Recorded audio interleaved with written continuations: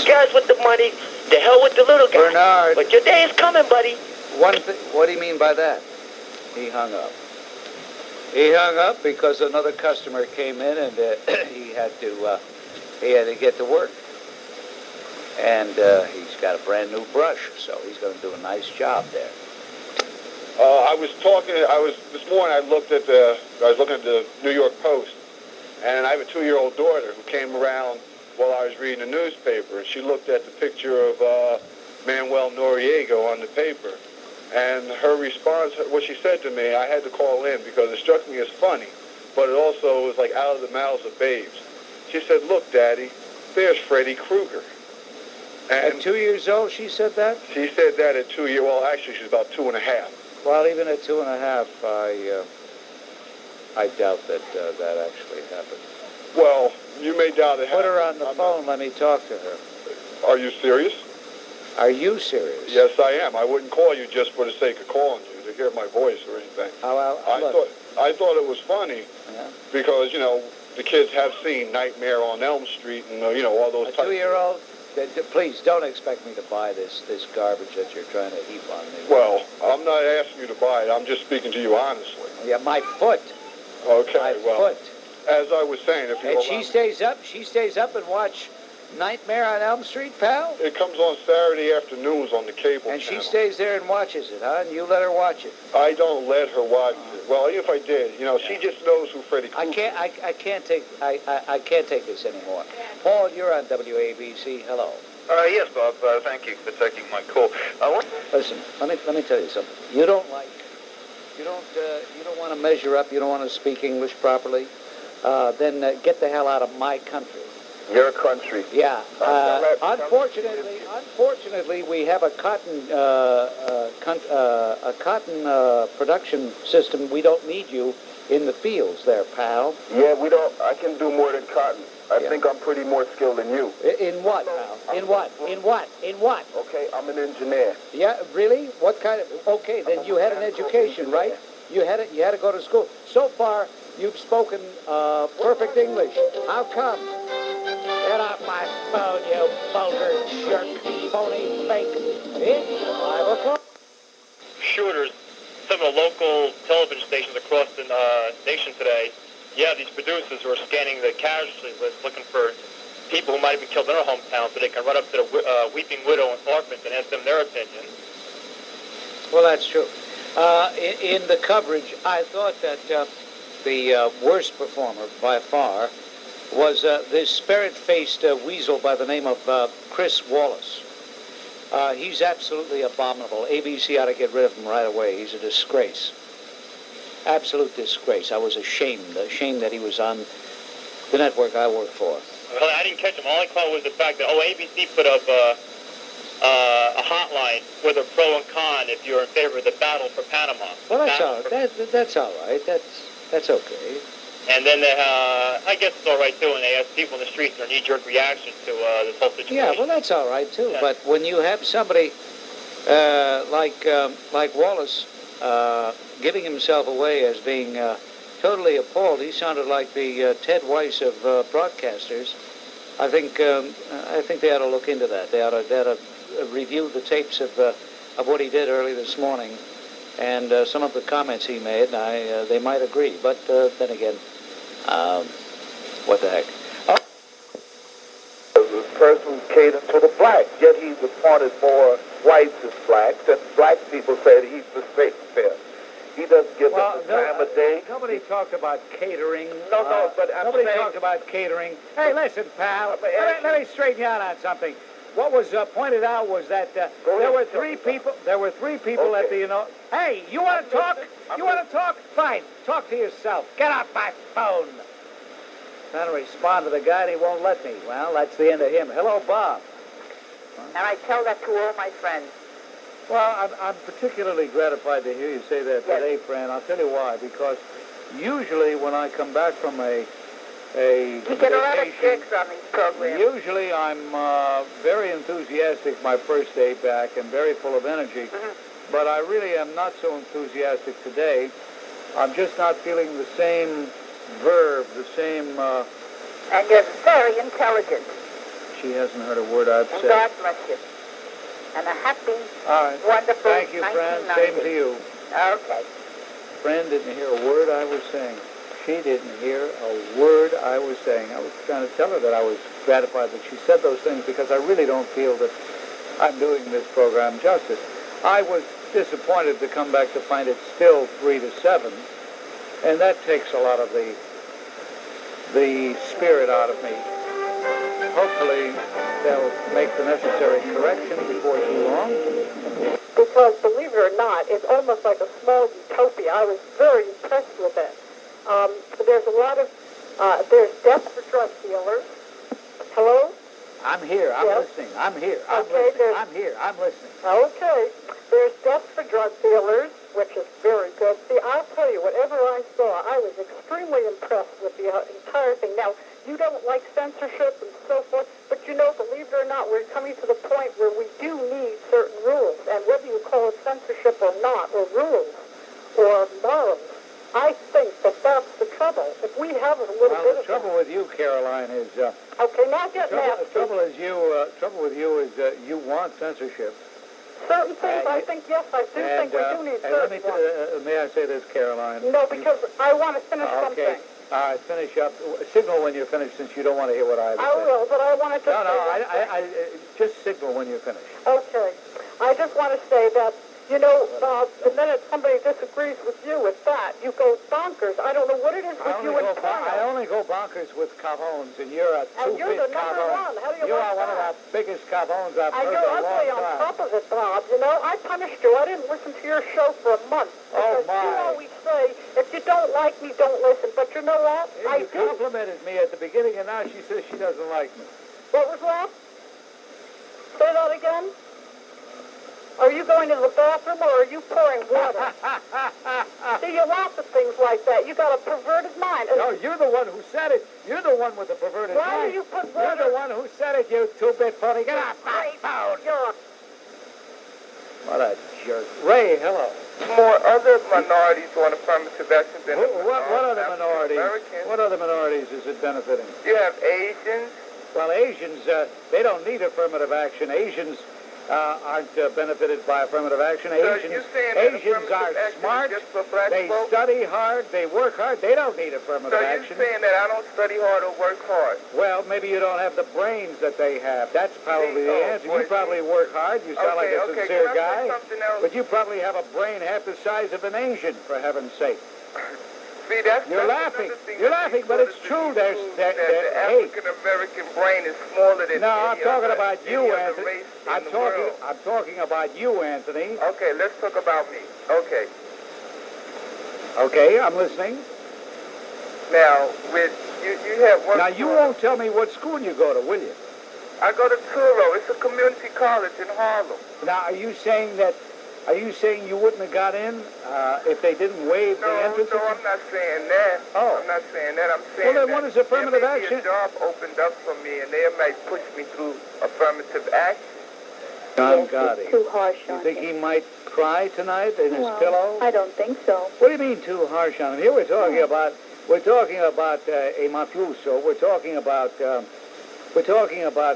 Don of Dons, and you say I'm too hard on him. Yeah, well, just by what you read in the newspapers and what you hear on the radio, he's a man and he's a human being.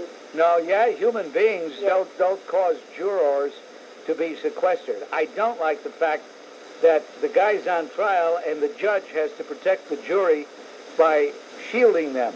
Well, You know, if you were on trial, Mary, even though you're dumb, you're a nice person. If am you I were, dumb? yeah, you're dumb. No, if I'm you not. were on trial, they wouldn't have to sequester the jury. They wouldn't even have to sequester the jury if I was on trial. And I'm not as nice as you are. Well, I think he's a nice man. He's a family man. Oh, yeah, he's a family man, all right. And I'm his neighbor. He's a family man, all right. Yeah, and Paul I Needlenose Manaj, Rudy Ashbara, Hugo and I'm Masatudukwanda, they're all surprised members of his you're family. Italian. And What has that got to do with it? You're saying Wait a minute. all Hey. those Italian names about my him. God. I'm surprised that you I'm brought surprised that. that you... No, I'm not surprised You're that you... Italian, sir. What has that got to do with it? That's not nice. Get off my phone, you cavon. I don't believe... I got to get out of here. I can't continue doing this. I really can't. It's unbelievable. Did you hear that? I should have a tape of that and play it every night. Oh, I can't believe that. You're too hard. Oh.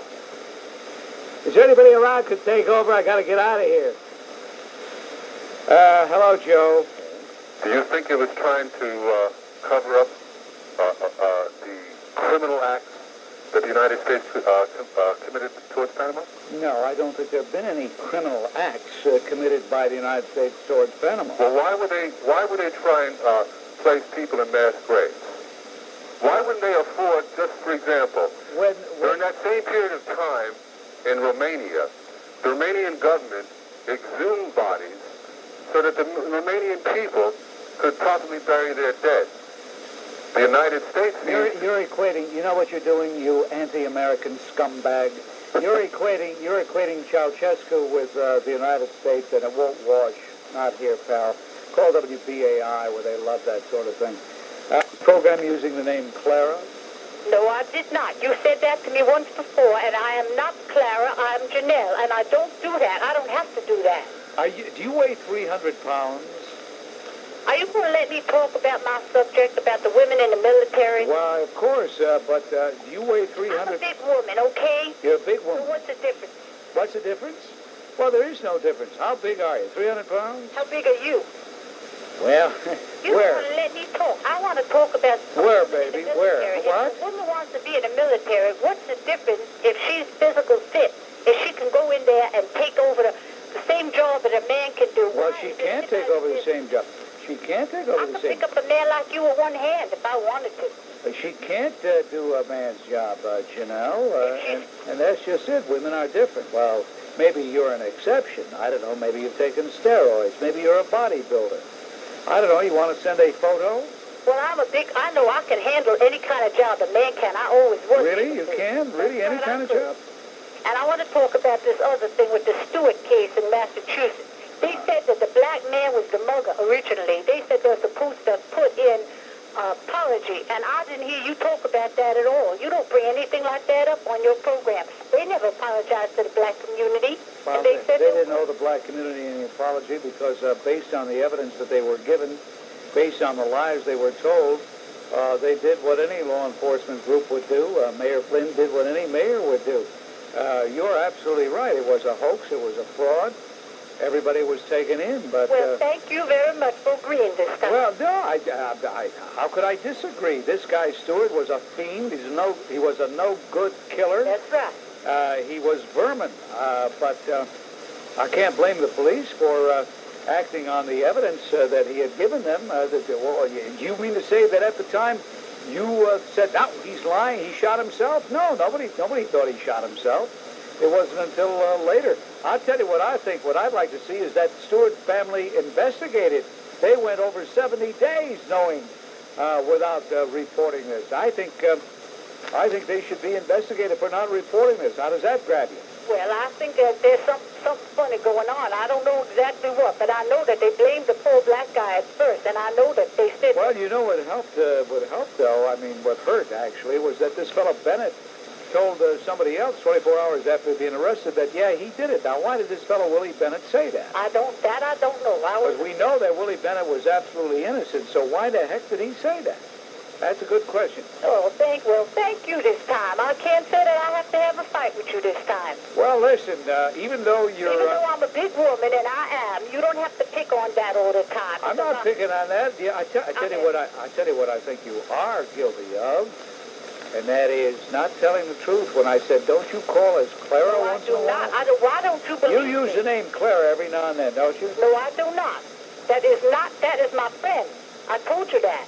That is not me. I don't know why you keep saying that. What do you like to do for laughs, Janelle? I mean, what do you do when you're not calling? I like to sit on you because even when I'm trying to be nice to you, you're not being nice back to me, and I don't like that. You just got through saying I was nice to you. Yeah, but you see, you changed. You got moved like an old woman. You got moved. I got moved.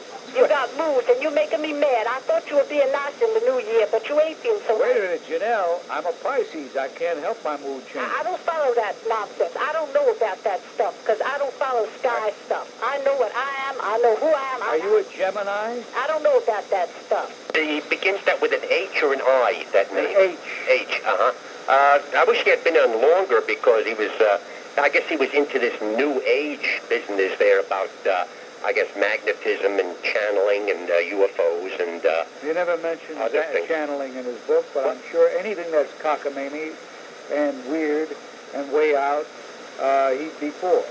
Yeah, Bob, you know, Bob, it has been, I was very surprised that I've been listening to you for years, that you do not believe at all in UFOs, because it's well known that many governments... What do you mean well known? No, it's known, all governments all over the world have secret files on UFOs.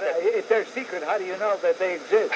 Because they always tell their pilots or military I see. They tell the pilots, then it's not a secret. And how did the pilots told you? The pilots said, hey, we got a secret. No, but you said governments all over the world. You mean to say the government of Turkey, the government of Iran, the government of the Soviet Union? But Major Kehoe and many other retired military men have written books and said that there's a definite cover-up going on. Yeah. You know, I was surprised. And get off my phone! You're making me nervous. Bob, that Hang lady, up. Get off my New phone! Jersey, you should You're making me nervous. You should have given her more time. That You're making lady me from nervous. New Jersey. Would you get off because my... those little people, you know, how do you know? The little people. That's right. There's one under the commode. That could have been a Barney and Betty Hill. What about a Barney and Betty Hill case? Right. And was that authentic or not? You're making me nervous. Yeah, I know. Well, I could see your Adam's apple jumping up and down, up and down, up and down. Yeah, but I think you treated her shabbily, that lady from Teaneck, you know. Who knows? That might be a genuine contactee case, you know, with UFOs. How do you know? Well, if she sends me an envelope full of cash, I'll let her come on the program. All right. Okay, it's a deal. Thank you, George. Right. Jack, hello. I am firmly convinced that if Israel were ever to give up Judea and Samaria, there would not be peace. Norman Podhoretz said, anybody who thinks peace would follow from that is either a fool or worse, by which he meant scoundrel. Rabbi Kahane is I knew we were going to come up with the Kahane shtick because this little putrid pipsqueak, limp-wristed jerk always comes up with that every week. Maddie, hello. I want to hear what you have to say, but I want you to speak in the voice, in the way you regularly speak. Don't give me the phony accent. We're not auditioning here. Oh, phony. What are you talking about? We're not auditioning for a remake of West Side Story, pal. Can I talk, please? No, you cannot talk, please, because you're not talking the way you really talk, pal. Now you want to tell me that... Hey, you don't talk. Hey, muchacho, you don't talk the way you really talk. Yeah, what am I going to talk? What do you want, What do you want, I'm going to talk You want some comidas? We don't have comidas today. We don't have nothing. You told the guy Colombo was Italian. How you figure that? How I figure that?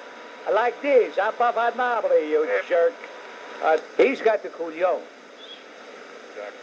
And only if he had couillons would he have lasted this long, stuck by his guns this long, and done what he's done. I wish that the people that run CBS and NBC and ABC had the couillons that he's got. No way. They don't, and they never will. And let me tell you this. I started my career with CBS, and I had 10 great years with them, but I've always known that of all the broadcasting outlets, they were the most pusillanimous of the bunch. They always have been, they are now, they always will be. What is most disturbing is there are pathologically, sociologically sick people calling this program.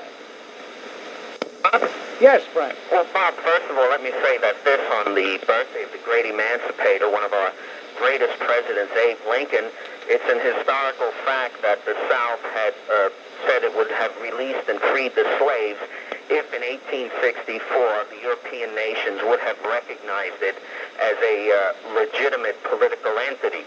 And this fact is always historically overlooked. But you know, Bob, it seems to me that whenever comes the birthday of a great American, be it Abe Lincoln, our beloved George Washington, or our former great president Ronald Reagan, it's open season on criticism of these individuals. That's called the search for historical truth. But gee, Bob, during Martin Luther King month, and it is a month starting January 1st, if one dares apply the same historical critique and search for historical truth to Martin Luther King that one has for these other historical figures, well, you're called a bigot. And it seems that this causes a lot of frustration, Bob, among a lot of people like that caller Tony for Brooklyn.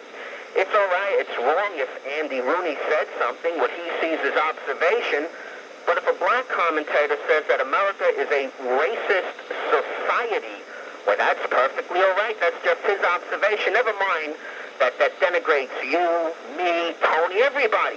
People who've never had any reason, who've never done anything, who've never harmed anybody. A vicious blanket statement like that is called political truth. Whether it's Columbus Day and they constantly tell us he wasn't the first, that's just called historical truth.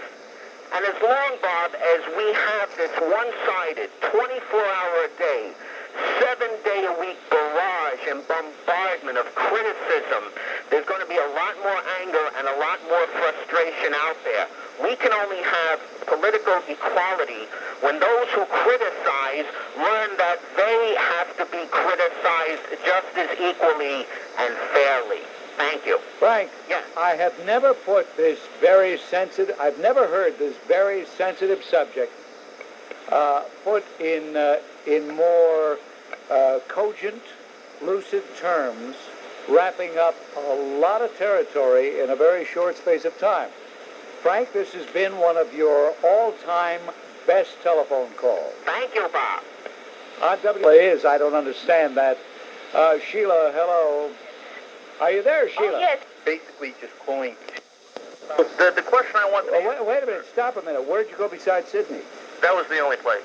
Really? Yeah. What airline did you take? I don't recall what airline I took. Isn't that interesting? But there was one question I wanted to ask. You know what, Tony? Wait. You're a fake. You didn't just get back from Australia. Why did you tell me that? Why did you tell me that, Tony?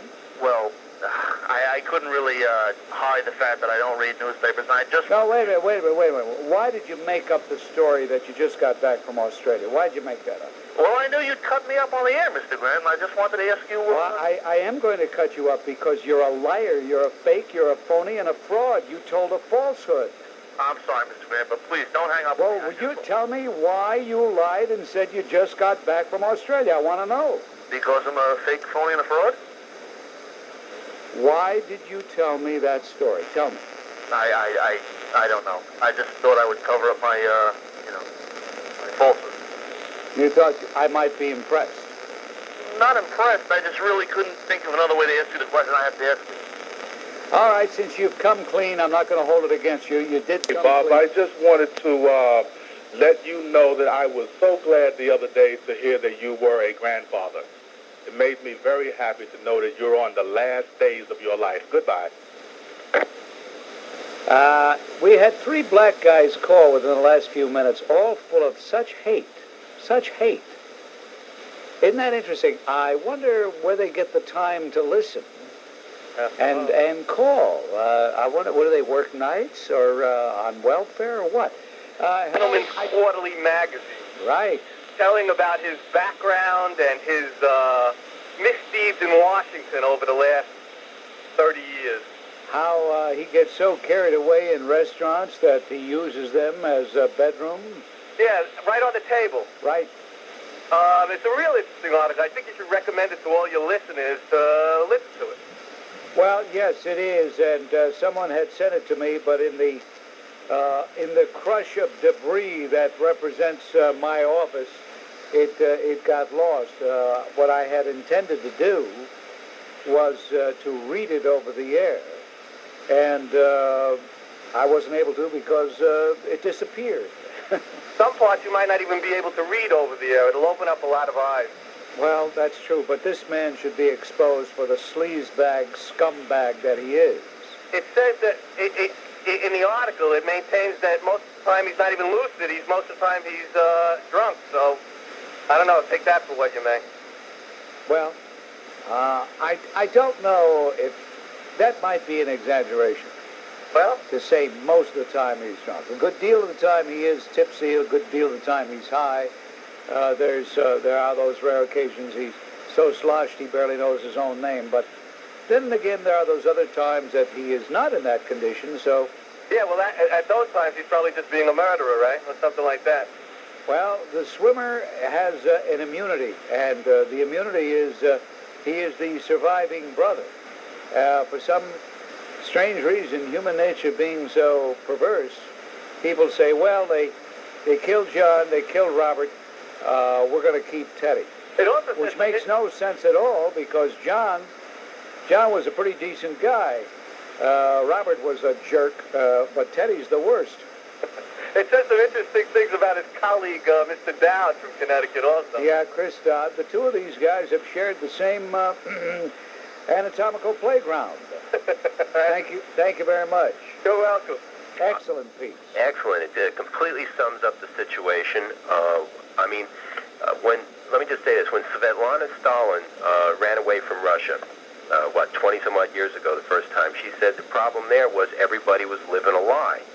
They all looked at each other and shook their heads, yes, yes, yes, Marxism works, and then went home and complained to their wives that none of this stuff is working at all. Right. Well, the same thing is starting to catch on here. We're all walking around, yes, yes, homosexuality is normal. Yes, yes, yes, blacks can't do anything because all the white people hate them so badly. None of that's true. None of that's true. And if anybody says, oh, look, the emperor has no clothes, look what happens to him. I mean, according to this article where she runs through the sequence of events, it's apparent that what Rooney really got in trouble for doing was saying that the homosexual act disgusts him. Have we really come to an era where a guy can lose his job for saying that? I don't want to think that's the case, but in the case of Andy Rooney, he didn't lose his job. He got he was shellacked quite a bit, and he shouldn't have been, because he's right. He's absolutely right. How he almost died. He tells how maybe God wanted him to live because he survived. He tells that it was a nightmare. What's the matter with you? Get some brains, for crying out loud, you dope. Jay, you're on WABC. Hello. Yes, Mr. Grant. I'd like to. I have an interesting observation about most of your callers on the line. I'm a little nervous right now. What do you have in your mouth? A cigar? What do you have? First Chewing of on all, some caramel? What is it? What's in your mouth? What I'd like to know is, if your white audience is so upset about all these things, why don't they go out into the street and protest or something like that? What do you mean out in the street? Most of you white people over there are so afraid. What do you mean out in the street? Goodbye, Mr. Grant. What do you mean out in the street? Hello? He's not there anymore. He's gone. Just an observer. What the heck did he have in his mouth anyway? Taffy. That was it, taffy. His arrogant presence is always reminding us of its ominous existence. But how do they look upon him elsewhere? Here's what a newspaper, a national newspaper, has to say, and I quote. They're talking about Il Supremo, so maybe we should all stand. I'd better stand, too, when I read this. When I talk about Il Supremo, I should put one hand over my heart, take my hat off. Well, I don't wear a hat here in the studio, and stand up. Anyway, here it is. Meet New York Governor Mario Cuomo, the political junkie's answer to Donald and Ivana Trump.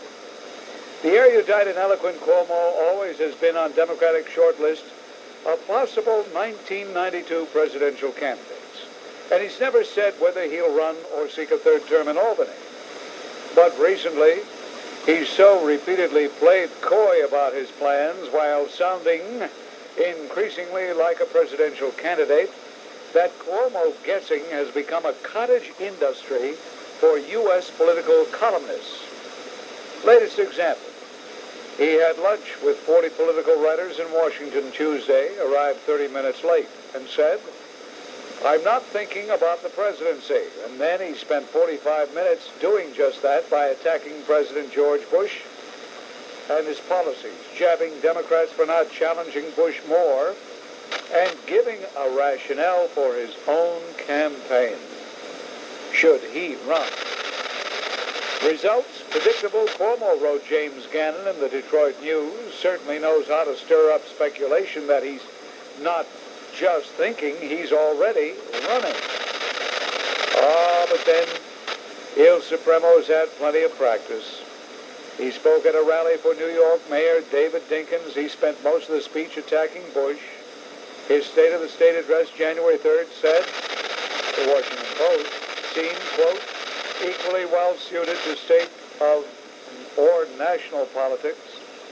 Columnist William Safire called it, with Bush's State of the Union address, the opening guns of the 1992 presidential campaign. And on January 22nd, Il Supremo endorsed the plan of Senator Patrick Moynihan to bear Social Security taxes. Analysts said, Newsday called it, fraught with overtones of presidential politics. A national candidate honing his theme, says columnist Safire. But Cuomo said, again, he's sick of speculation. He's gearing up to challenge Bush in 1992. They closed by saying, stay tuned. Well, that's Il Supremo for you. But one thing is for sure, he loves the attention he gets because he is the ultimate egomaniac. Herb down the streets of London with no problem. Oh, really? I was just there, yes, sir. Yep. And also, well, you can walk down the streets of any city in the world with much more safety than you can here in New York. That's always been the case, or at least for 30 years has been the case. What did you say before crack, then? Huh? You lip-wristed jerk. Get off my phone. It's 29. Because, tell you the truth, I hardly ever listen to these talk shows, really, because I figure, look, for 4 hours I want to hear gavons. I don't want to hear them when I'm not working. You know what I mean? It was pathetic. It was pathetic. Everybody there would have been defending and did defend the Soviets while they had him in jail. Well, that's right. It seemed like an anomaly to have these left-wing skunks paying tribute to Václav Havel. Yeah, I hope Dickens showed him the portrait of Paul Robeson he hung up. That's, I'm sure, would have inspired Havel to greater playwriting. You know, this falls under the heading, if any further proof were needed. If any further proof were needed that we're captives of a one-sided press. Yep. The way the left has blithely passed through this overthrow and complete repudiation of communism in Europe is astonishing. A feather didn't. Nobody, if we can descend to the ridiculous, nobody even called Shirley MacLaine and said, well, what do you think of China now? Do you think maybe they fooled you? Do you think maybe when you went there and you wrote about all those happy people and how much they loved communism, that maybe you were wrong? Nobody. You think anybody would think somebody would call McGovern, who praised every communist leader down through the last geriatric case, the guy they had to prop up as the savior of the world while attacking Reagan, who wrote these paeans of praise to Cuba. You think somebody would call him and say, do you hold to your opinion, George? I'm sure that he would. But they believe that they weren't what they were. Although I think they could have had a great Sandinista rally there yesterday. You know, I'm sure if they had lifted a banner, boy, they would have been marching and singing. And don't forget the FMLN. Yeah. Yeah. But that's the communist organization in El Salvador. Yeah. Yep. Again, you've shown what a perceptive person you are. I thank you for calling, Ed. Thank you. It was ridiculous. Mm-hmm. So don't put words in my mouth. All right, Mr. Grant. All right, I have it on tape. You have it on tape. You have nothing on tape. Get off my phone. What the heck am I doing here? I don't have to talk to these lowlifes. Hello? Facility for recall. Let's go back when you had a night program on another, and a little girl backed you up against the wall, and you asked her, how old are you? And she said 10. She had a North Carolina. It wasn't on another station. It was on this station, pal. And you said, do you know who your father is? No, I didn't say that. I said, where is your mother, and do you know who your father, and where is your father if you know who he is? Do you know who your father is? Do you know? No, I didn't say that. If you're going to quote me correctly. I said... Can you swear your father is your father? You can swear for your mother, but not your father. That conversation that you're quoting, that took place in early 1985. I'm glad you called immediately after the conversation to talk about it. Yes. WABC, let's say hello to Linda. What the hell it is. Okay, good. The dope who sends $2 to Roy Fredericks. What a dummy you are. Oh, what do you want? My check might not be any good. It might bounce. Then I'd be in trouble. But you don't have to get a lousy photo. You don't have to send up $2. Well, I wanted to cover the cost of it. Oh, cut it out. Cover the cost. All right, just get to my subject. The hypocrisy of the liberal Democrats knows no bounds, as we know. After that great victory in Nicaragua, I watched TV last night. Those Democrats like George the Undertaker Mitchell and some jerk from the House of Reps from Connecticut named Sam, some funny name. Gejdenson, Something like that, yeah. The only good thing about him is he shaved his dumb beard. Oh, is that right? Yeah. You know, you think by their actions in hamstringing the Contras and their fawning over Ortega, you think that was the reason that Ortega lost. And then came Jimmy Carter, that peanut with a brain to match. I like that. He originally gave Nicaragua away when we got rid of Somoza and gave the Sandinistas $75 million of our tax money to get the Ortega regime going. That's right. He loved the Ortega. He sure did. Yeah. And then you remember, and just recently, Il Supremo wants to go against his own ethics committee by asking anyone who gets work from the state to give heavily to his future campaign. If that isn't accepting a bribe, I'll carry the bags under Cuomo's eyes free of charge. And suddenly, Cuomo is looking for the Irish vote. He's become a supporter of IRA killer Joseph Doherty. He has asked the killer of a British officer who escaped jail and as a fugitive here should be set free, not extradited, and not extradited. You know, England is one of our closest allies. They let us fly to Libya when no one else would. If we go against their request to extradite this killer and let this murderer go, what if we try to request a favor in the future? What will they grant to us? I understand what you mean there. Yeah. But the only thing is that Meese and other attorneys have said that he should be extradited, but some judge said he was a political prisoner and so on and so forth. The Doherty case is a non-case, a non-issue. It really isn't that big a deal. Yeah, well, anyway, there's a lot of Ramsey Clark and Charlie Hines are all for Doherty. Of course. That's why I figured that it can't. Well, if Ramsey Clark is for something, yes, then you know that it's bad. Well, if he's against something, then you know it's good. That's why he's for Doherty. Right. And so is Charlie Joe Hines, that phony who railroaded the Howard Beach kids. Yeah. Also, one thing more on Cuomo. He goes to Washington to tell him how to run the country and everything in the education system. Here is the same phony that is bankrupting our state. He's rescinding our a tax cut we're supposed to get, and now we're going to be about $2 billion in debt. He's always knocking he was always knocking Reagan and Bush for a large national debt. Right. You're beginning to make me nervous, Al. Okay, I'm gonna run. Thank you very much. Thank you, Al. Bye. Bob, you asked at first who are the people that voted for the raise on the turnpike? Well, I know the name of one. The Mariulas at Lovey's. Yeah, well, he had already made the statement over the weekend that he was going to vote that way. That skunk, that Mariul jerk. And latest report on Mariul, he says he's going to still insist on fighting to make the raise. Yeah. Bob, because most of us are a bunch of cock. I don't mean you or I, but the majority is that cockazotes. They'll do nothing about it. They won't and I agree with you, they won't do a thing about the fares tax, which is a flat tax. That's the only way to go, but they won't do it, Bob. Al, you're right on target. Thank you very much, Al. Thank you. Abrams put it all very well. He said if the election had been close, he would have no doubt that the Ortegas could have stolen it, but the margin was wide enough that they couldn't do that. Well, why should you take that attitude? Well, let me tell you why. Why should you take the attitude, the egg on the face bit? Well, I'll tell you why. Because I have a little bit more faith in the power of 1,000 journalists in Nicaragua and all kinds of foreign observers to make sure that there is a fair election. Well, isn't that and in the electoral process? Isn't that just great? Isn't that just great? We should be grateful that the election turned out the way it did, but let's not celebrate too much too soon, because already the Sandinistas now are saying that there's certain elements they are not going to give up. I never heard of such a thing. Where did you hear that? You weren't listening to WABC News at 4 o'clock? I was listening to CNN. Well...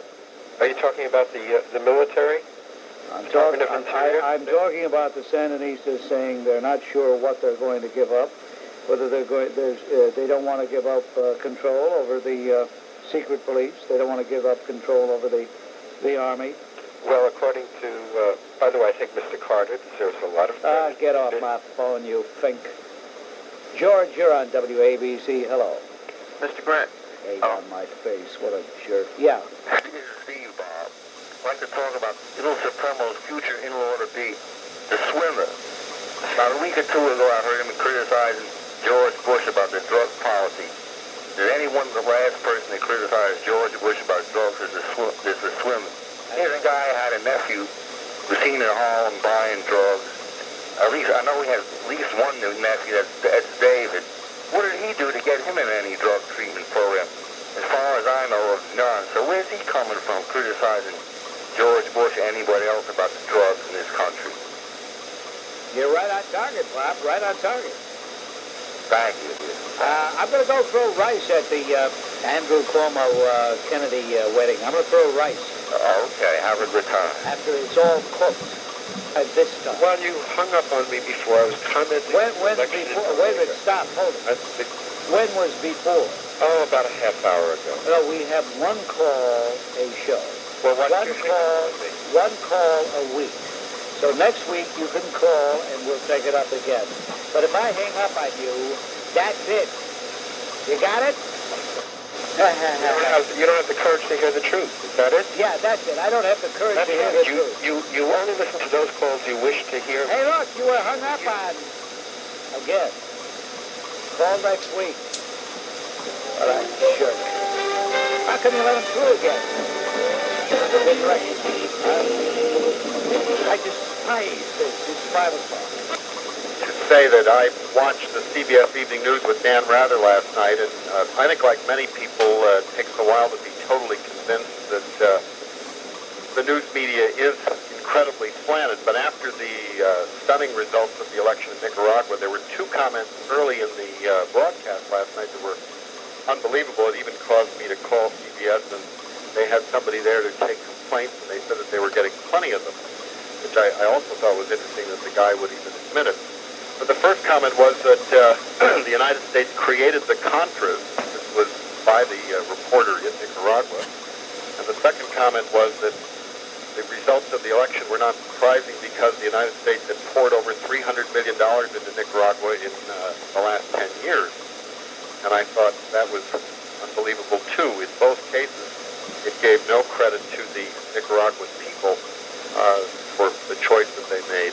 Was it Ed Rabel who made these outrageous remarks? It was Ed Rabel who made the comment about the United States creating the Contras, and then it was another reporter whose name I don't remember who made the comment about pouring. I mean, the use of the word pouring, the verb, pouring $300 million. If you think of what is squandered on the education system, any mention made of the billions poured into Nicaragua from the Soviet Union? None, not a dime. Okay. Not a dime. And I just thought the opportunity to say something good about the Nicaraguan people, and it wasn't said, spoke for CBS News. Well, you know, the left wing is not joyful over I'm talking about the left wing in this country. Oh, no. It's not joyful over the victory of Mrs. Chamorro. No. They were hoping that Ortega could have won, and then they would have been able to say, see, we were trying to frustrate the will of the people. Yeah, and the opportunity to vindicate, even mildly, people like Oliver North, and not even one appropriate comment there either. Yeah, so. that's right. What's more ubiquitous than horse manure? The answer, Vladimir Posner. That's just one of many things they have in common. One of many. We've come a far cry from Harry Truman, I'll tell you that. Yeah. Now, Bruce Babbitt is almost as naive as Jack O'Lantern. There's Jimmy Carter, the Jack O'Lantern. How many, is there a dentist in the audience? How many teeth is a human mouth supposed to have? Well, if it's 36, Carter has, at least 98. I can't stand it. Here's the anomaly, the end-all anomaly. Jimmy Carter down there smiling like a jack-o'-lantern, reveling in the election. And even before the returns were in, even before the polls opened, he's telling President Bush, no matter how the election comes out, I expect this administration to recognize the government. What he was saying was he expected Ortega to be recognized. He and his administration, with the exception of Big Brzezinski, were total disasters, had no business with the reins of power, none. Well, since you asked, I'll tell you. One time I went through one, sober as a judge, very courteous to the police officer, and instead of just letting me go through like he should, he gives me a ticket for a missing taillight. Well, why did you have a missing taillight, pal? What, are you above the law? No, I just didn't get a chance to fix it. You didn't get a chance. The point is, the point is, there are guys like you that you just don't want to be questioned. You don't want to pay the fine. That's not it at all. You want to get away with something. But you know what? I just hope that someday a drunk driver does not bother you. But you know what it is, Bob, is that one time they caught me while I was masturbating, and they gave me a ticket for that. On WABC, and out went his brains, so long as everything else. Leslie, the Barracuda, Stahl, Leslie. Yeah, I despise that woman. I despise her.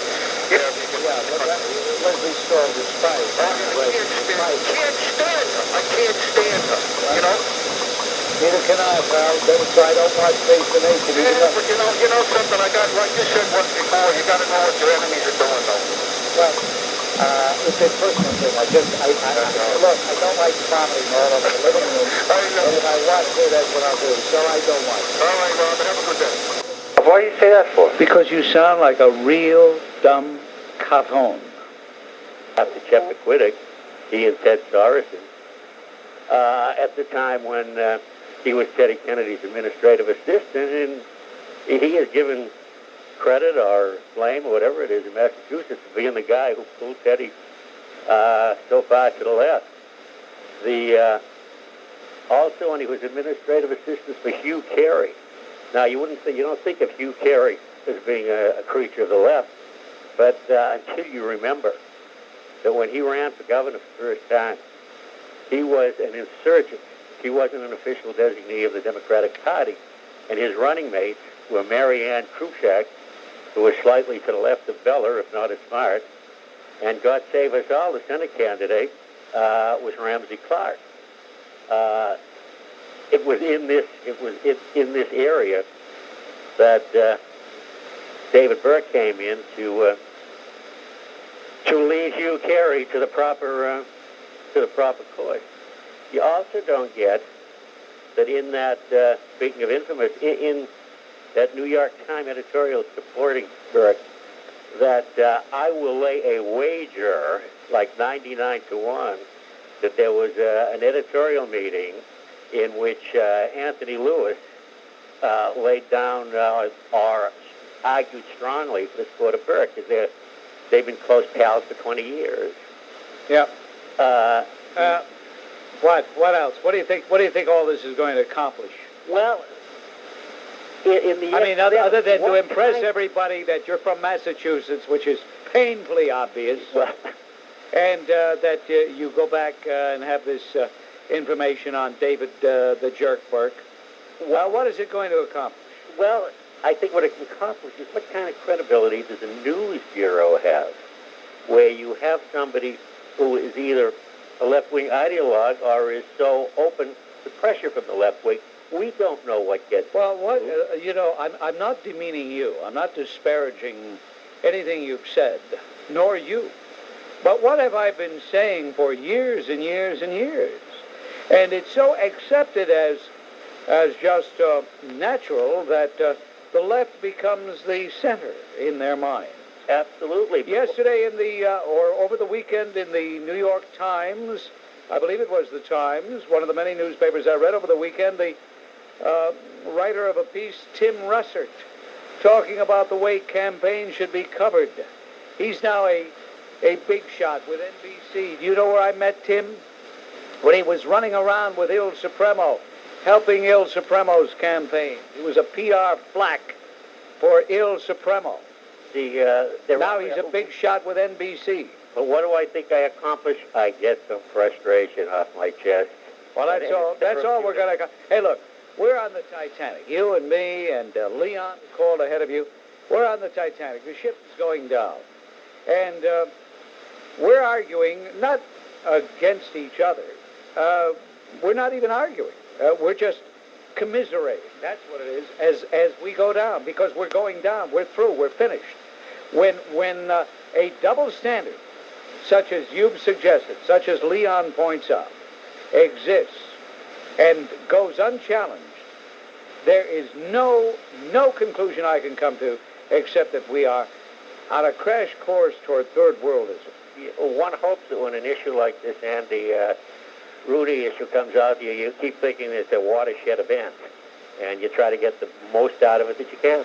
No, and the woman who called earlier, naively suggesting that Rooney should have said, hey, no, that isn't what I'm going to say, that he owed it to us. No, Rooney doesn't owe us anything. Rooney owes Rooney. And, you know, if he wanted to become a martyr, fine. He could have become a martyr, and we'd talk about it. But he would no longer be earning his $800,000 a year and having the ego trip that goes with being on 60 Minutes. I think Ferraro was running for the vice presidency. I remember her being like the first one to receive so much criticism leveled against her for her pro-choice stance. I've seen her reoccur last year in the mayoral election with Rudy Giuliani being publicly snubbed for his stance or flip-flop, suppose, on the abortion issue. And now I've seen they're trying to attack the governor for his position. And I wonder if it's just coincidental that all this criticism is coming from these cardinals and bishops of Irish descent, and it seems that all their targets, Miss Ferraro, Giuliani, and Mr. Cuomo, seem to be all Italian. I wonder if this is coincidental or it's coincidental. A discrete case of maybe some Italian bashing. No. How stupid. How stupid can you get, Italian bashing? Bob, it just so happens that these individuals that you mentioned are left wingers. Politically, the criticism is leveled at them because of their stance, not because of who they are, but because of their stance, their hypocritical stance. Well, could you name me any other politicians that have been receiving so much attention for well, all they have to do is run for the vice president or have high-profile jobs like the governorship, and they will get that much attention. By the way, give my regards to the Gavon Club of America, which you obviously are the president of. Well, thank you, Joe. What? What do you want? One of the points, they seem to support this Operation Rescue, and this here group is known. This here group, that's real high-class talk. Anybody who says this here group also says mayorio. Well, Bob, I want to wish Hey, what, Bob? Hey. Bob, I want to wish you happy St. Patrick's Day. I'll be looking for you to march in the parade. Is that supposed to be a put-down? No, I was wondering, is it St. Patrick's Day? Is that supposed to be a put-down? No, of course not. I love Irish people. I'm just asking you. It seems funny. I don't march in a St. Patrick's Day parade. Why not? I don't march in any parade anymore. I quit parades. I'm sick of parades. Whether it's Columbus Day, St. Patrick's Day, any parade. I'm tired of parades. Good exercise. Well, I don't need a parade to get exercise. But Bob, this group... Oh, get off the phone, for heaven's sake. Bob. Oh, anomaly. Bertie. Yes? I've heard your show on the radio a couple of times, and I think you're a funny guy, you know. Yeah? Yeah. So what's the real reason you called, Tom? I hear you saying gavon. What does that mean? A gavon? Yeah. I think you're putting me on. I think you know what a gavon is. I don't. No? I don't know. A gavon is a very untutored individual, a very crude, crass person without any couth, an uncouth individual. Oh, see? Here, I was listening to you a couple of minutes ago, you said that you're not going to St. Paddy's Day parade? No, he asked if he made reference to me marching in the parade. I don't march in any parade anymore. Are you going to go down to it, bud? I beg your pardon? Are you going to go down to it? Am I going to go what? Will you be there? Will you be down at the parade? I'm not going to have anything to do with the parade. Yeah. Anything at all. I don't like parades. I think parades are dumb. I think they're dumb. Yep. I seen you the other day. My friend pointed you out to me, and he says that you were wearing a toupee. Is that a toupee you were wearing? You know, I can't understand you, Tom, and it's probably just as well. By the way, what are you doing in my country? Huh? I'm on vacation. Okay. Say, give my regards, everybody, back in County Kerry, will you? I think the guy was a big put-on, a big fake, a phony, a fraud, a cheat, a liar, and insincere. Vera, you... Yes, I am. Finally, I got to you. Okay, here's what I want to say. Gravel Gertie. I finally got to you. Sound like some lady I know out in Valley Stream who sings. Yeah, go ahead. Okay, here's what I want to talk to you about. The point I want to talk about to you is about the school system. Now, you've gotten me again. You know, the lottery we were supposed to be in New York City was supposed to be for the school system. And now we have put that into the general fund. Now, if a thing is supposed to be with people like this lottery, the lottery should have been for the school system. It is not doing that in New York City. Now, can you ask me a question, or... You want me to ask you a question? I have no questions I want to ask you. I only ask questions of people who I think have some information. Well, that's why I called you, Mr. Grant. The point that it was supposed to be, the lottery in New York City was supposed to go for the school system. It still does. No, it went to the general fund.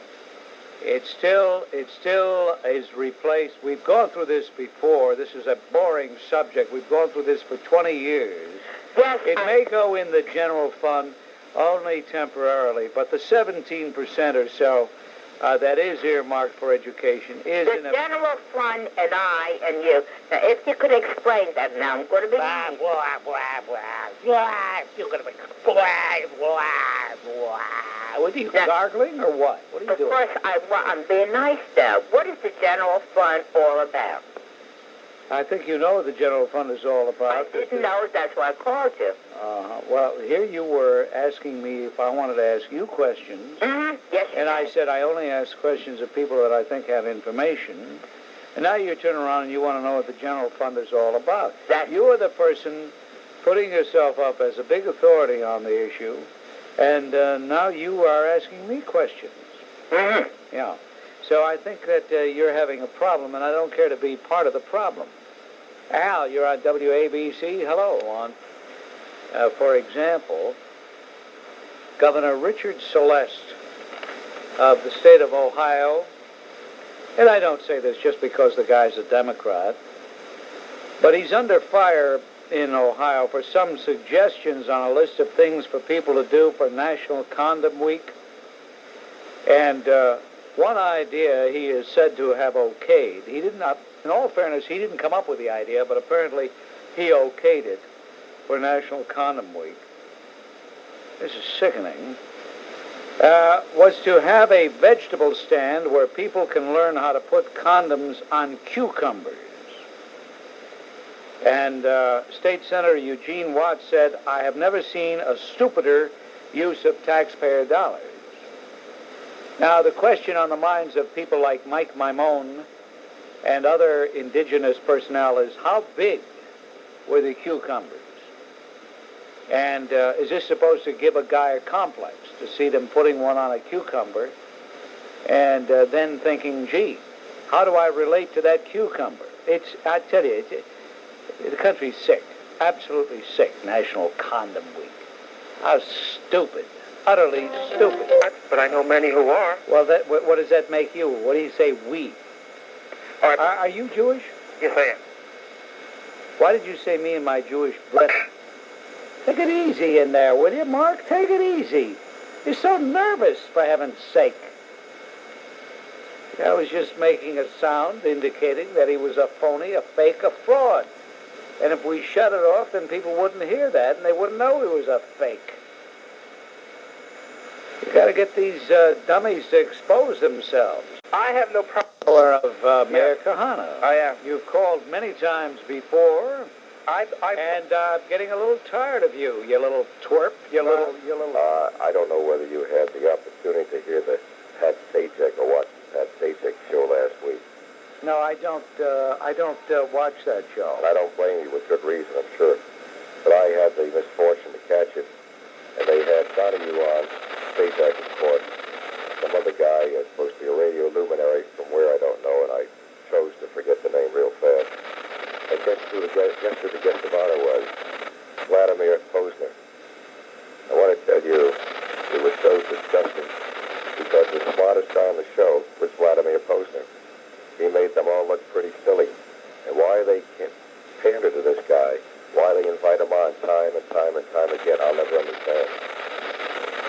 Well, they invite him because they think he's timely. They think he's a guest that is going to provide more listeners, more viewers. And since they are political morons, right.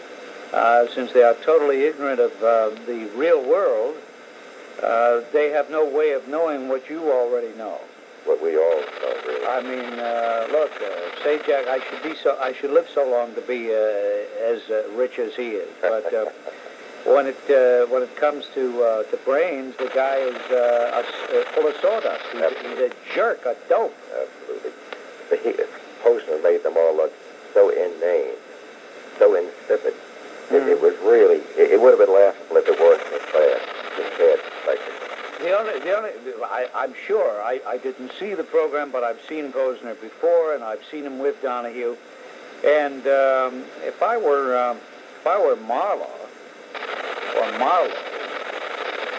I might get a little resentful because I think Donahue's falling in love with Posner. And here, Larry King, who's only recently married, he's falling in love with Posner. There's another political moron. Right. You know, the guy that says, "That's Larry King, blah, blah, blah, blah." I tell you, Gary, no, you're not Gary. I'm Bob. You're Bob. Too many Bobs in the world. Change your name, will you, the next time you call? Gary. Yeah, I'd like to be Gary. Okay. Anyway, Bob, nice speaking we'll call you Vladimir. Nice speaking to you. Take care. My pleasure. Grant? Yes. I'd like to just wonder if you had gotten something in the mail from AT&T where they had a presentation on homophobia. Did you send it? Yes. Yeah, well, I could tell you sent it by the way you're asking. Did you get anything in the mail on homophobia? The only way you would know that I did is if you sent it. Right. Yes, I got it. Okay, well, what do you think of that? They're trying to... well, what do I think of that? That's what I've come to expect from AT&T, which is run by a bunch of addle-brained boobs who cater to every minority group and every offbeat, perverted group and despise white males. Oh, yeah, I'm definitely at the bottom of the barrel. They probably will pass a law that they got to shoot every other white male over there. Yeah, but Phil? Okay, Professor, I would like to ask you, after the Eastern Bloc countries have reveled in freedom for a few years and being off the Russian yoke, will they start,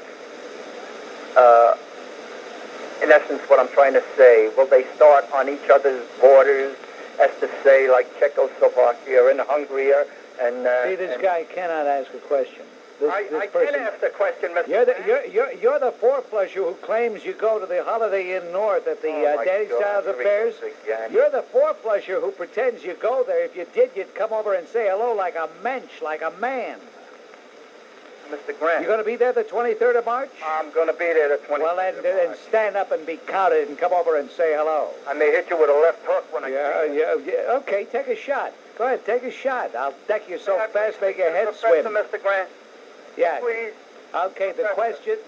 You ask the question. See if you can, without making a speech. Is there after the Eastern Bloc countries have reveled in freedom for a few years? Oh, God, you already went through that, Phil. That's what I want to know. I want to know, are they going to start picking on each other's borders? As if to say, well, this belongs... Okay, we've got the question. You got the question from Windbag, didn't you? Yeah. No. and then people don't treat you nice. If you have the listeners, then people treat you nice. Okay, so you got to keep the program interesting, right? I agree. But at the same time, I know it's all over. It's over, pal. I say it to everybody. It's over. And these people, as much as you obviously cared, otherwise you wouldn't have been on the job, they don't deserve our concern because they don't want to stand up for themselves. Believe me, am I right or am I right? 100% right. 100%. It's a zoo in New York City. My daughter's going tonight to the Knicks game, but she's going with a boyfriend, a fiancé is. What in the world would anybody go to a Knicks game for? Tell me, my kid's 22 years old. She works in the area. I said, Tricia, why are you going to this game? Oh, no, my boyfriend likes the game. And oh, my God. I said, how are you going to get there? Well, he's got the car. He's going to park on 33rd. We're going to go to the old Rooney's, that restaurant there. Now, it's cost him a small fortune to park, another small fortune to go to the restaurant. Yeah. Unless he got the tickets on the brunch. He might have got him on the brunch. He might have got him on the brunch. Yeah. And to watch 10 thugs run around a basketball court. You know, they're thugs.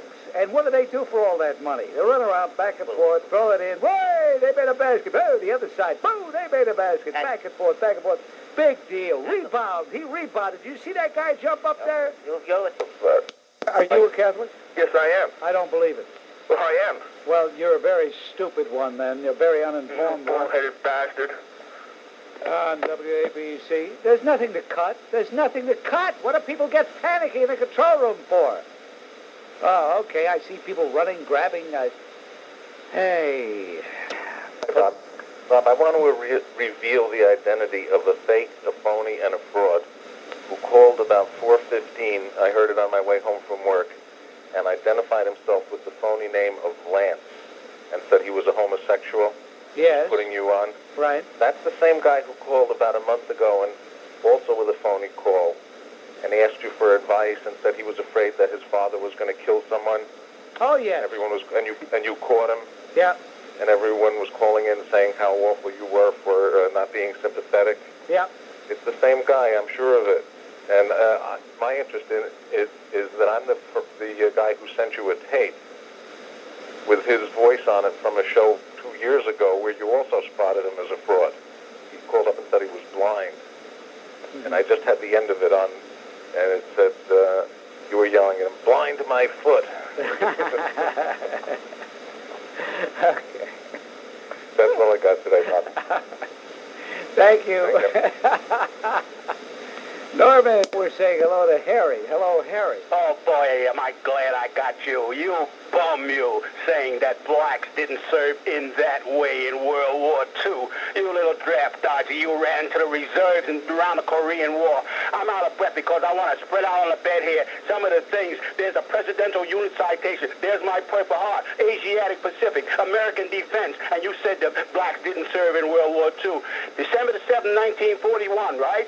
Less than 30 days after that, I was right there with thousands of others of blacks, and we volunteered. And we volunteered for a service that you never heard of. And the United States Navy had a unit called the United States Base Companies, and they took care of all of the ammo dumps. The 5th Marine Division on Iwo Jima. Ask them who took that ammunition up the hill 5 times. No one will ever mention it. How about Dory Miller that went down in the first month of World War II? And how about the Intrepid right over there at 42nd Street? Go to gun turret number 10 when 4 blacks stood there to the very last, firing their 40 millimeters until they were dead. How about Base Company 100s, who took care of all of the ammo dumps in the Pacific, a place you never heard of before? Ifate in New Hebrides, where the biggest ammo dump in the world was all blacks. Port Chicago, that blew up in Pittsburgh, California, all blacks. And they were told if they didn't go in and take care of the burning ammunition, they would have to do 50 years hard labor. And their lawyer that they hired sits on the Supreme Court right now, Thurgood Marshall. You can check all these facts, and that's another apology you have to make to all the blacks who gave their lives in World War II that you have defamed. I think you should really drop dead. Thank you for the participation in Gag, Harry. You jerk, you pusillanimous idiot. You make me sick. You always got something to say about the black man. What's the problem, man?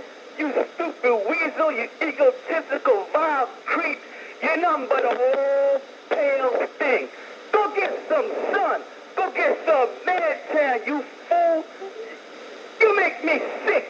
Get off my...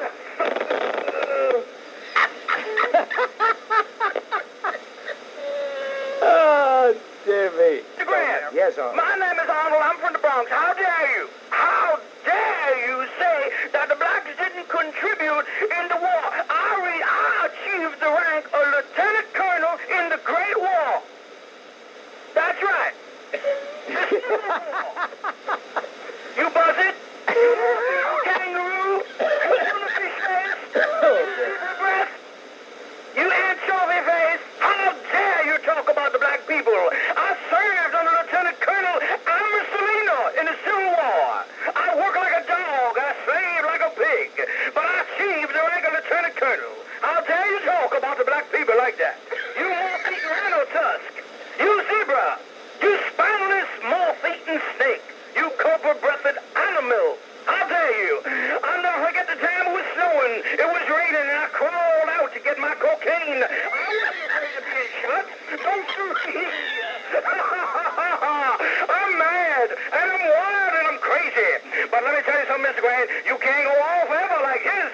Sooner or later, you gotta come to our side and you gotta achieve the rank of the black person, the lowest form of life that ever walked the face of this earth. And with that, I say, Mr. Grant, God bless you and goodbye.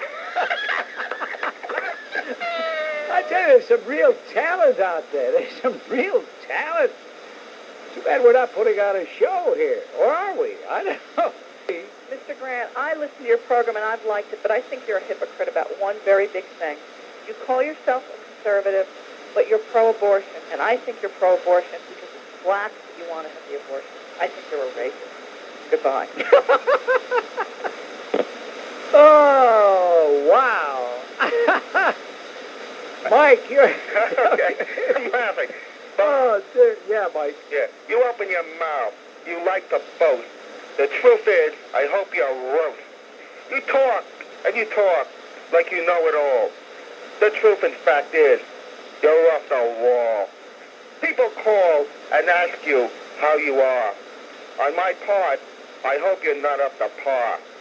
You think you're a real ladies' man. The real truth is, you're no dapper Dan. There are times you wish people would leave you alone. The truth is, you're a real gavon. The problem is, you like to brag. You're nothing more than a real drag. You talk about the issue of getting rid of drugs. The real fact is, you're a bed bug. You open your mouth with a so-called solution. The net result, you create air pollution.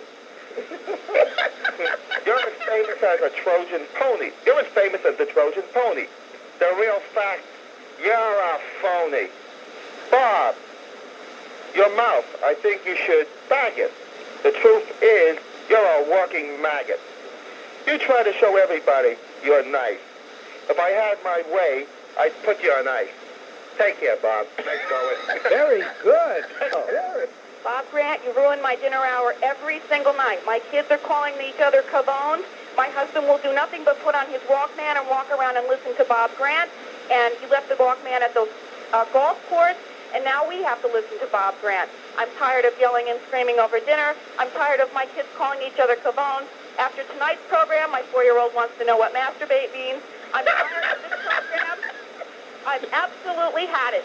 You are narrow-minded. I can't stand the Joes from the bar that call you the D's and Do's. Yeah, Bob, we agree. Now my kids are starting to talk that way.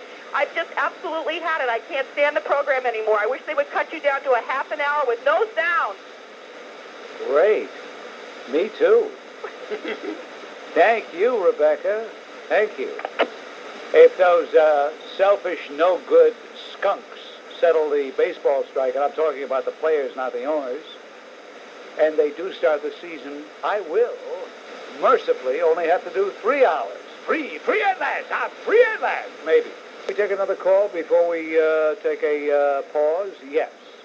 David, you're on WABC. Hello. This here am your new high muckety buck, the mayor of New York, and I hear you've been talking about me nonstop. Now let me tell you something. Just because I didn't pay my taxes don't mean a damn thing. You should just remember that my ancestors were brought over here in chains and sold to your ancestors. And before you lift your bushy eyebrows and that silly dead cat on your head, just you remember that thing. And for another thing I'd like to tell you, the fact that African American does not mean all black Americans, but just them people have been brought over here in the bellies of them slave ships.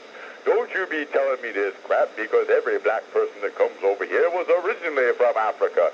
Check your maps, sir. Now let me tell you one absolutely last thing. When I beat your white cracker, absolute Nazi Elmer Fudd with a bad hairpiece just like you in the mayoralty race, I put all you crackers in your place. Now, you just better get down and tap dance to my music. Now, you hear me, Mr. Grant? Every time you say my name in vain, I'm going to send a zombie out to you. Now, Goomba! I think that guy was a refugee from the Howard Stern show. It's 17 minutes. Andy, hello. Hi, Bob. This is Andy Rooney. Well, I'm not really pleased. I'd like to tell you why. First of all, it's nice to know someone is longer-winded than I am. Second of all, I'm mad because I was up for that Infiniti myself until I was suspended. Not only that, you're taking away all the blacks and all the gays that hate me. I was looking forward to having them write tons of letters. Anyway, I just wanted to tell you that and leave you with one final note. Do you know what the difference is between a Darryl Strawberry baseball card and a woman from now? No, what? The baseball card has a higher IQ and it's just a little flatter. Thank you. All right, Andy, thank you. You're welcome. Bye. Bye. That's Andy Rooney checking in. I like that. Well, okay. Identifying himself as Mario. Hello, Mario. That's right, you Mama Luke. If it were up to me, I'd identify myself. If I were anything like you, I would identify myself as Mario Clark, because I would have changed my name by now. But unlike you, I stick to my name, Cuomo. Now I challenge you. How long has it been since you've come down to Mulberry Street? I haven't seen you carry the Giglio these days. It's been years since you've carried the Giglio. I go down. I carry it, and some of the boys have been carrying me for years. You laugh, and I don't want you to go. You should excuse me that I'm not using state funds to call you. It just in case the minute you slam me down and get rid of me and tell me to get off the phone, you'll say to the people that I use state phones to call you. I'm calling you on my own phone. Because I relish the idea of telling you off, of telling you how much I despise you. And yes, before you get carried away with yourself and the power used you, I will tell you that I am disgusted and that I have cringed in fear as on others. But as far as you're concerned, I dare you to look me in the mirror and tell me that you despise me. That's right, laugh and the world laughs with you. Cry and you cry alone. I cry alone. I have to deal with you every night. People call me up. I heard on the Bob Grant program again and again and again and again. What did I do about the robbers, the killers, the murderers? How can a guy who says murderers, robbers, killers, K-I-L-L-A-Z, how can a guy like that say again and again and again and be credible? How can it happen? I don't know. I can do the radio program. Why don't you run against me for governor? I'd like to, except I live in New Jersey. Well, come out here, pal. Come out here, pal. Believe you me. You don't mind my calling you Il Supremo, though, because you really think you're supreme. I don't think I'm supreme. I know it. Didn't I have the supreme power to flush out Mrs. Brawley from the church? I did it, nobody else. How about the courageous stand I've taken on all the other issues? What about the recent budget? Yeah, what about the recent budget? What about the tax cut that I forgot? You didn't forget it. Damn you, you'll never forget it. You won't let me get away with anything. Not with a thing. Once I should come home at night and Matilda should say Bob Grant didn't say, or jealous And of me you call because... yourself an Italian.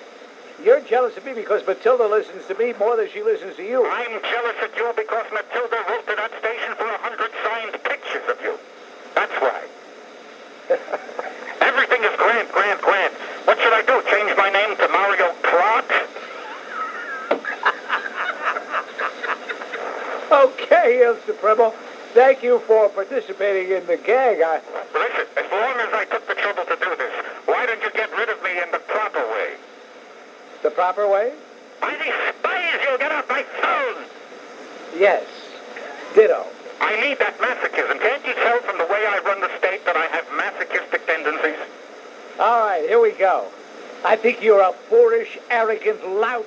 Get off my phone! That was vintage.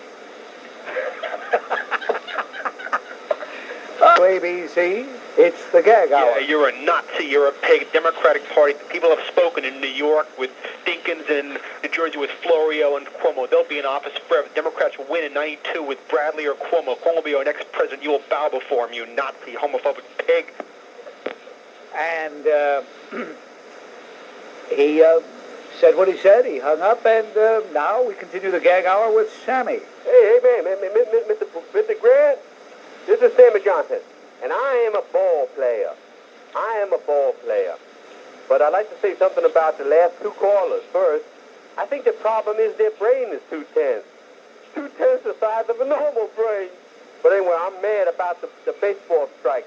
That you're agreeing with the man. You think that we ball players are greedy. And we're not greedy. We're trying to get the money. We're just trying to get money like everybody else gets money. I mean, I think the mayor, when he called, he was for the strike. He may have been drunk when he called, but he was for the strike. You mean the governor, Il Supremo?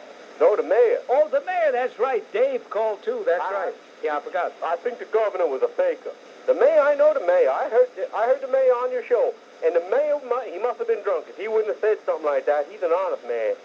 The mayor sounded like Ed Robeson. I mean, Paul Robeson. Was he a communist? Paul Robeson? Yes. Well, I heard he was red, but they say he was a colored man. But anyway, you know, you gotta remember that we baseball players, we are the workers. All right, Sammy. Thank you.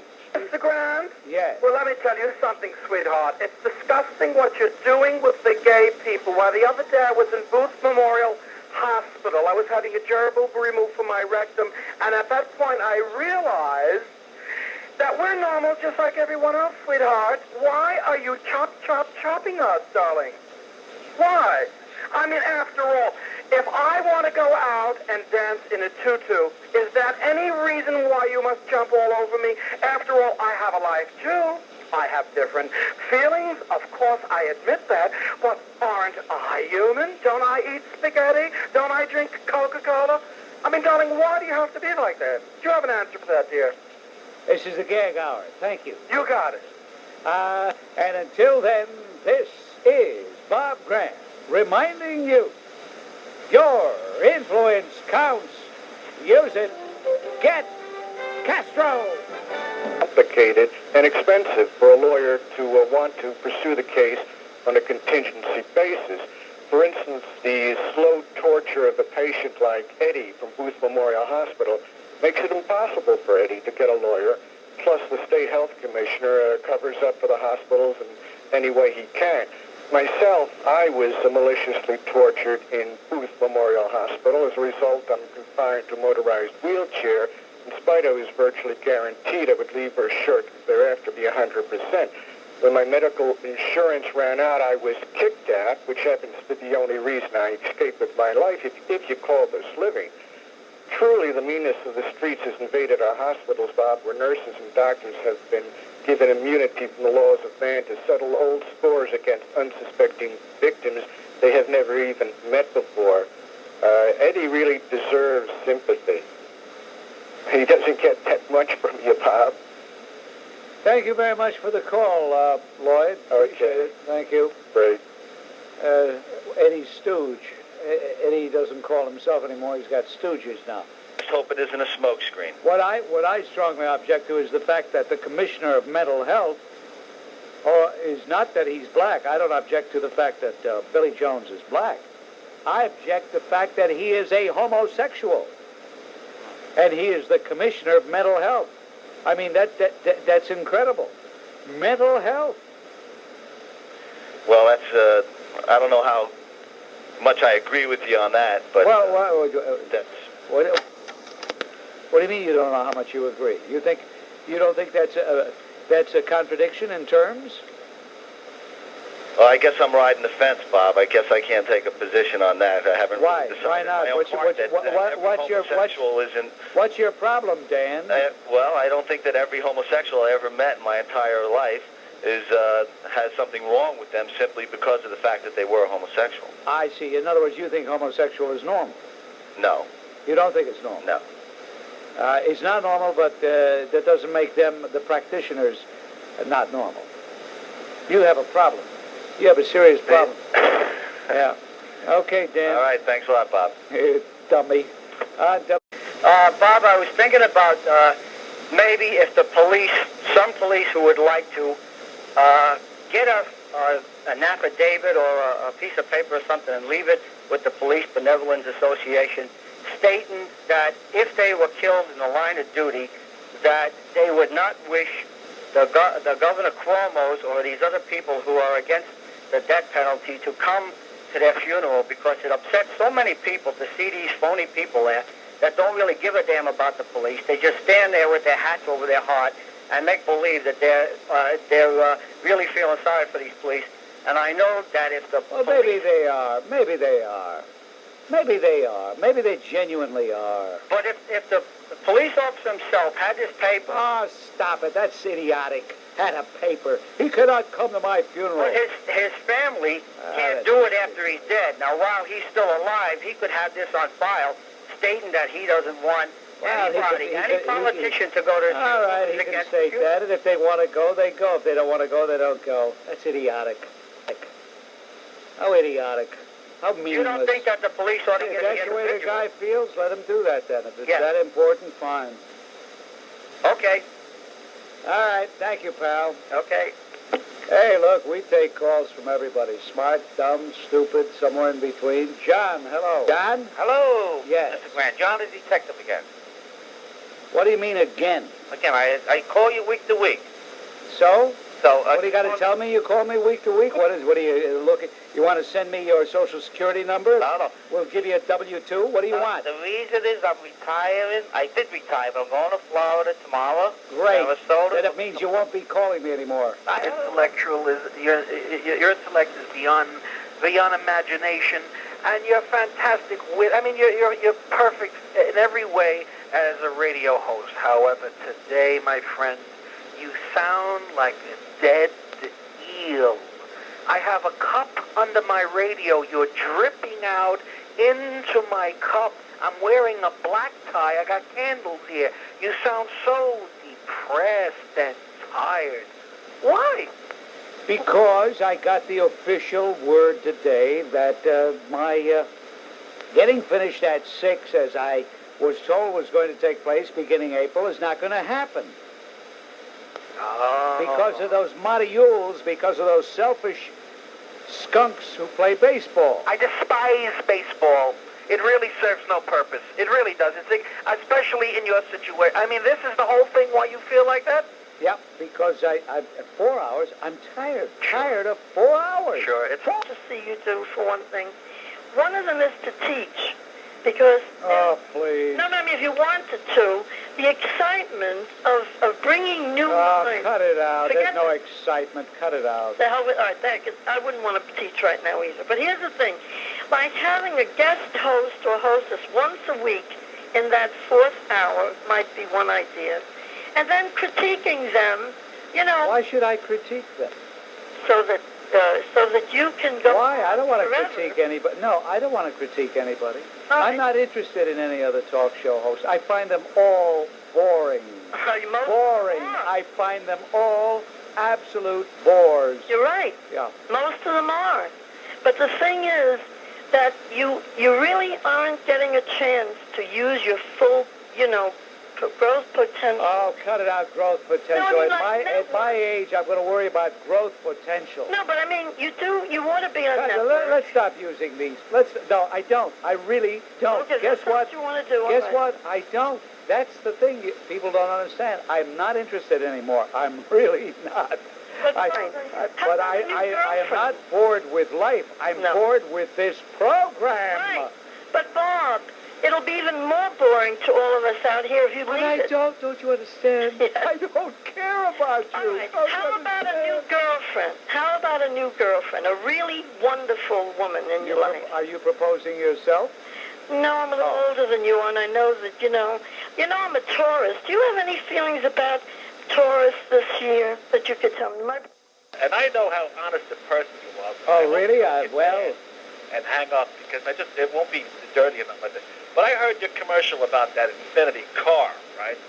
And I was wondering, if you didn't have that car paid for you, would you buy that car yourself? No, of course not. Of course not. I told you it was a courtesy that they had given it to me to drive.